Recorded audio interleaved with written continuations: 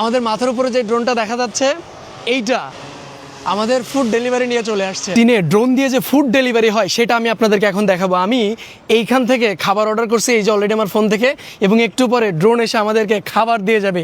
এই পুরো জিনিস কিন্তু আপনাদের আমি দেখাবো। চীন আসলেও যে ভবিষ্যতে বসবাস করতেছে এইটা আপনি বুঝতে পারবেন। এই যে আমাদের ড্রোন এখন খাবার নিয়ে চলে আসছে এখানে, মানে ভাবা যায়।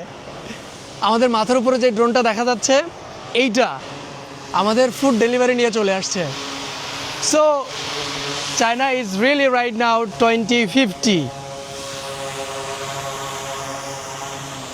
অ্যামেজিং একটা ব্যাপার যে ড্রোন আমাদের জন্য খাবার দাবার নিয়ে আসছে, মানে ফুড ডেলিভারি বয়ের যে চাকরি সেটা কিন্তু অলরেডি চলে গেছে। এই যে ও কিন্তু খাবার অলরেডি ডেলিভারি করে দিয়ে চলে গেছে এবং এখন উড়ে চলে যাচ্ছে। সো অ্যামেজিং একটা ব্যাপার। খুলে যাওয়ার পরে খাবারটা ভেতরে ঢুকে, তারপরে মোটামুটি এখানে খাবারটা চলে আসে।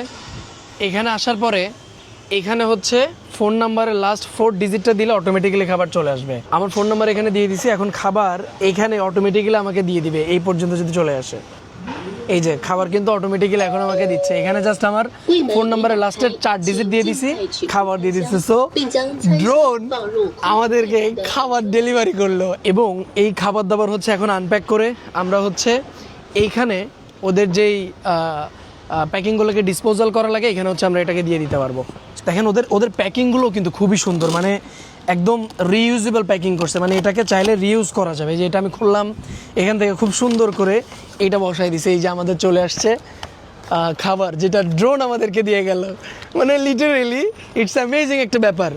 বাংলাদেশে এই জিনিসটা হইতে পারবে কিনা কখনো আমাকে জানান কমেন্টে। এই প্যাকেটটাকে আমরা হচ্ছে এখন এই যে খুব সুন্দর করে এরকম করে এইটাকে হচ্ছে রিইউজেবল করার জন্য, রিইউজ করার জন্য এটা জাস্ট হচ্ছে এর ভেতর দিয়ে এখানে দিয়ে দিলেই হবে, যেন এইটাকে পরবর্তীতে আবার রিইউজ করতে পারে। সো জিনিসটা আপনি চিন্তা করতে পারেন, মানে China is really right now living 2050।